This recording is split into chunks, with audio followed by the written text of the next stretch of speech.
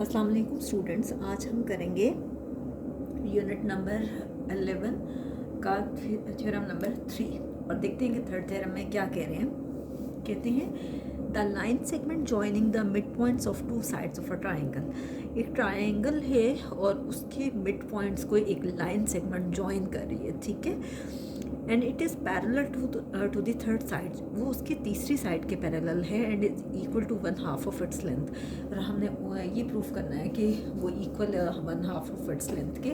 तो मैं आपको ये बना के दिखाती हूँ कि ये क्या क्या कह रहे हैं। सबसे पहले क्या है कि गिवन में क्या है कि एक ट्राइंगल है और उस ट्राइंगल का नाम क्या है, ABC, ठीक है। गिवन में क्या है कि एक ट्राइंगल है और ट्राइंगल का नाम क्या है, ABC। अब मिड पॉइंट्स हैं, AB का मिड पॉइंट जो है वो है L और AC का मिड पॉइंट क्या है, M। और एक लाइन सेगमेंट उन मिड पॉइंट्स को ज्वाइन कर रही है, ठीक है। तो एक ट्राइंगल है ABC और मिड पॉइंट्स क्या हैं, the mid points of AB and AC। AB और AC के मिड पॉइंट्स कौन कौन से हैं? एक मिड पॉइंट है जी L और दूसरा मिड पॉइंट है जी M, L and M respectively. और अगर आप स्टेटमेंट पे गौर करें तो उन्होंने यही कहा था ना कि एक लाइन सेगमेंट जो है वो जॉइन कर रही है किसको, मिड पॉइंट्स को। The line segment joining the mid points of two sides of a triangle. Triangle की टू साइड्स, एक साइड ये वाली है और एक साइड ये वाली है, ठीक है। तो नेक्स्ट देखें, टू प्रूव, साबित आपने क्या करना है।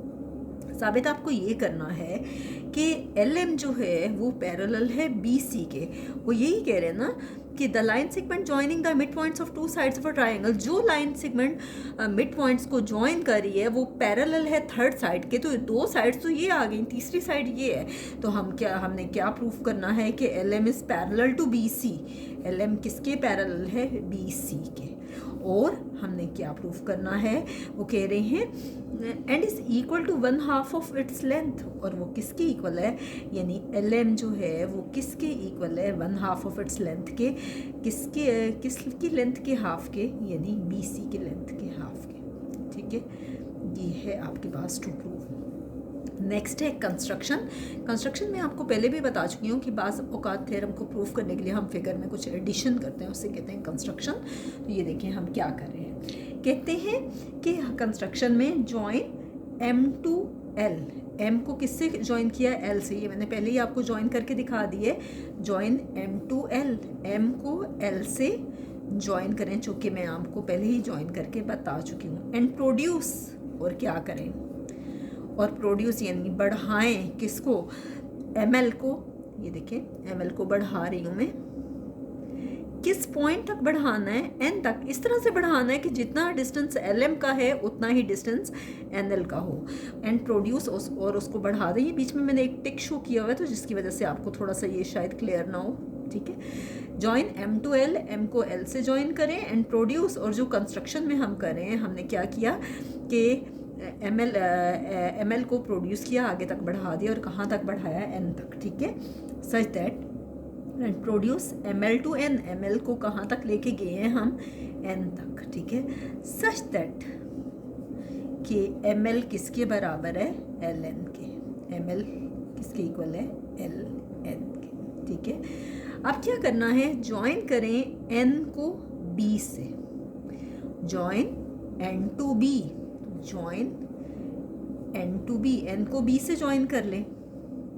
और क्या करें, and name the angles, angles को कुछ नाम दें। क्या क्या नाम हम दे रहे हैं, एंड नेम द एंगल्स। कौन कौन से नाम दे रहे हैं, इसको हम कह रहे हैं एंगल 1, इसको हम कह रहे हैं सॉरी, ये एंगल 1, ये एंगल 2 और इसे कह रहे हैं एंगल 3, ठीक है।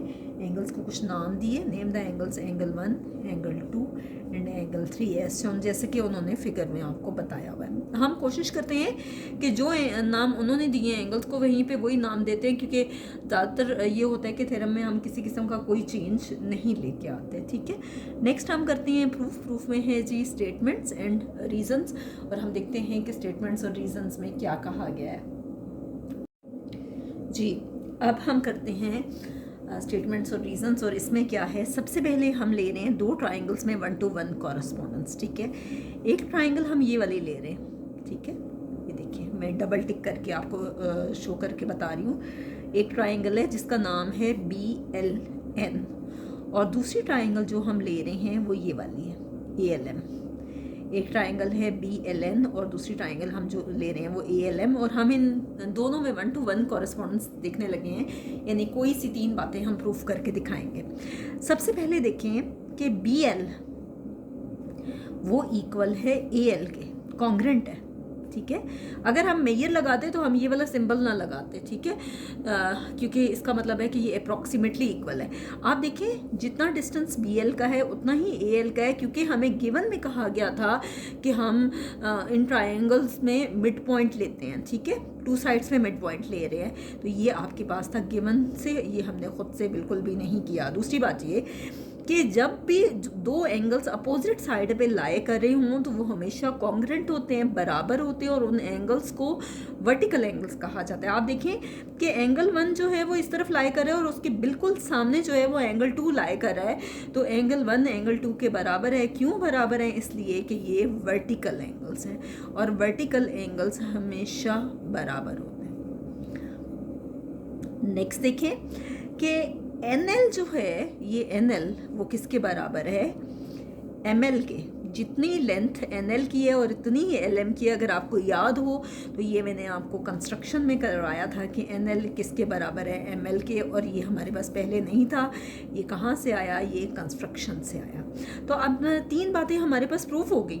ये साइड्स कॉन्ग्रेंट आई, ये एंगल बराबर आए, ये साइड्स बराबर आई, तो इसे हम कह सकते हैं साइड एंगल, साइड पोस्टुलेट। जब ज्योमेट्री की कोई स्टेटमेंट एक्सप्लेन की जाए तो हम उसे पोस्टुलेट बोलते हैं। ठीक है, ये कॉरेस्पॉन्डेंस का सिंबल हट के कॉन्ग्रेंट आ जाएगा, यानी ये दोनों ट्रायंगल्स ही आपस में बराबर आ गई हैं।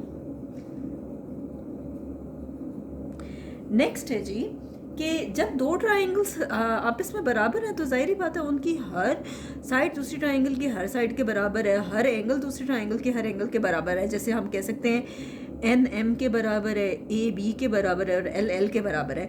तो अगर AB के बराबर है तो हम कह सकते हैं कि angle A is congruent to angle 3, angle A is congruent to angle 3। अच्छा, एंगल A कॉन्ग्रेंट है एंगल 3 के, ये अल्टरनेट भी है। एंगल A जो है अंदर बना हुआ है और ये बाहर है, जब वो अपोजिट साइड पे लाए करता है तो वो अल्टरनेट भी होता है। बहरहाल अभी हम 2 ट्रायंगल्स के हिसाब से कर रहे हैं कि 2 ट्रायंगल्स बराबर हैं, तो जाहिर बात है कि उनकी एंगल्स भी बराबर होंगे, तो ये होगा corresponding angles of congruent triangles.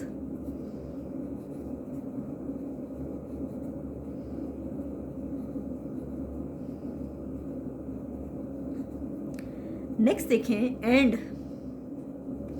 आप देखें NB जो है वो कॉन्ग्रेंट है AM के, ये साइड इस साइड के। जब दोनों ट्रायंगल्स बराबर है तो जाहिर बात है उनका हर एंगल बराबर है, हर साइड बराबर है, तो इसे इक्वेशन 1 कह देते हैं। इस कॉन्ग्रेंट टू AM, ये हमारे पास है इक्वेशन 2। ये क्या होगा? Corresponding sides of congruent triangles, sides of congruent triangles.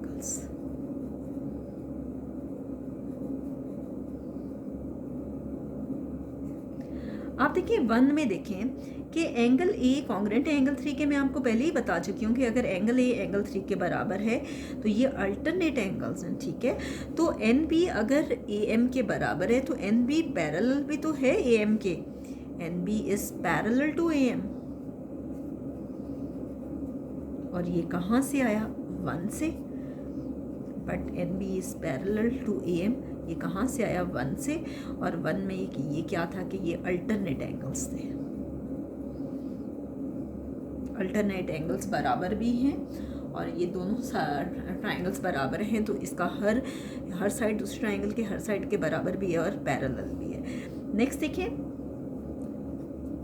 10, NB is parallel to M C.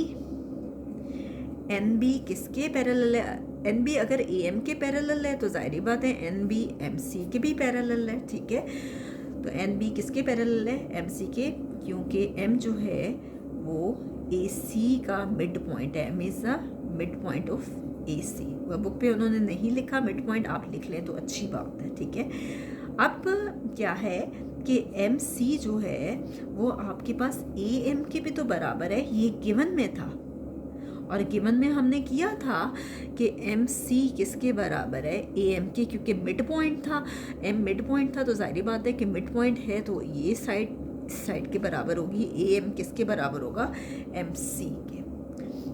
Next है जी फ्रॉम 2 and 4। 2 and 4 को हम देखते हैं कि 2 and 4 में क्या कह रहे हैं। ये आपके पास है 3 और ये है आपके पास 4। अब 2 और 4 को हम देखते हैं, एक इसको और एक इसको।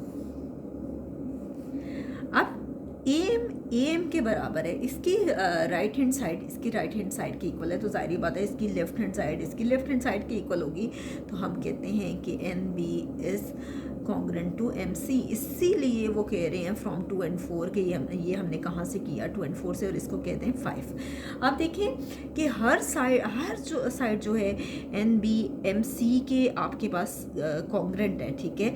इसी तरह से एन बी जो है वो ए एम के भी बराबर है, हर साइड दूसरी साइड के पैरेलल है। तो हम कह सकते हैं कि बी सी एम एन जो है वो क्या है? आपके पास पैरेललोग्राम है। और कहते हैं कि ये किससे आया है? ये आया है फ्रॉम 3 and 5। अब हम देखते हैं कि 3 and 5 में क्या कह रहे हैं, कि वो कह रहे हैं कि B C M N is a parallelogram. ये है 3, मैं डबल टिक कर रही हूँ, और ये है 5। कह रहे हैं एन बी एम सी के पैरेलल है। ये एन बी किसके पैरेलल है?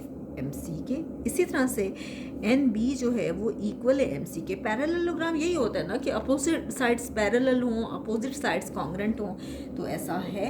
तो बी सी एम एन जो है वो पैरेललोग्राम है, कोई सी एक साइड जो है वो आपके पास प्रूफ हो रही है। लेकिन बी सी जो है वो किसके पैरेलल है? एल एम के। बी सी किसके पैरेलल है? एल एम के। और ये कहाँ से आया था? गिवन में ही था कि बी सी पैरेलल है एल एम के। या हम ये भी कह सकते हैं कि opposite sides of a parallelogram, opposite sides of a parallelogram. यहाँ मैंने पूरा लिखा नहीं है, आप बेशक लिख लें, ठीक है। बी सी एल एम के पैरेलल है, और बी सी अगर बी सी एल एम के पैरेलल है तो जाहिर बात है बी सी एन एल के भी तो पैरेलल होगा, और B C is parallel to N L.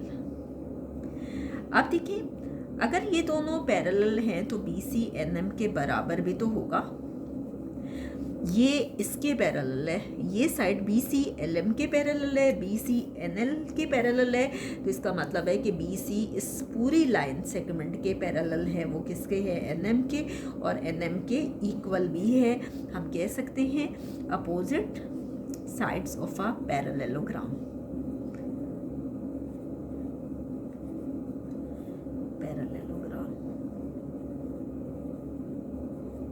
अब देखिए फाइनली एल एम जो है वो इक्वल है हाफ ऑफ एन एम के। और वाकई में ऐसा है, देखिए एल एम किसके इक्वल है? हाफ ऑफ एन एम के। एल एम जो है वो ज़ाहिर बात है इतनी लेंथ है, और एन एम जो है उसकी इतनी लेंथ है, तो ये क्या है? हाफ ऑफ एन एम है, ठीक है। तो लेकिन हम ये कह सकते हैं एल एम, हमने अभी किया कि एन एम तो बी सी के इक्वल है, तो हम इस एन एम की जगह क्या लिख सकते हैं? B C equal to half of B C. और ये कह रहे हैं किससे आया है? इसको हम कह रहे हैं नंबर 6, और इसको कह रहे हैं 7। इन दोनों को जब हमने आपस में कंपेयर किया है तो ये कहाँ से आया? From 6 and 7। आप दोबारा इसको देख लें कि हमने क्या किया कि एल एम इक्वल है हाफ ऑफ एन एम, और एन एम अगर इसके इक्वल है तो हम इसकी जगह इसकी वैल्यू लिख सकते हैं जो कि कितनी है? B C. तो हमारे पास प्रूफ हो गया कि एल एम जो है वो इक्वल है हाफ ऑफ बी सी। तो यहाँ तक ये थ्योरम प्रूफ हो गया है। बज़ाहिर देखने में मुश्किल लग रहा है, लेकिन मुश्किल हरगिज़ नहीं है। आप एक बार देखेंगे तो आपको इंशाल्लाह समझ में आ जाएगी, और कमेंट्स में ज़रूर बताइएगा कि आपको ये थ्योरम समझ में आया या नहीं। इंशाल्लाह नेक्स्ट वीडियो में नेक्स्ट थ्योरम करेंगे।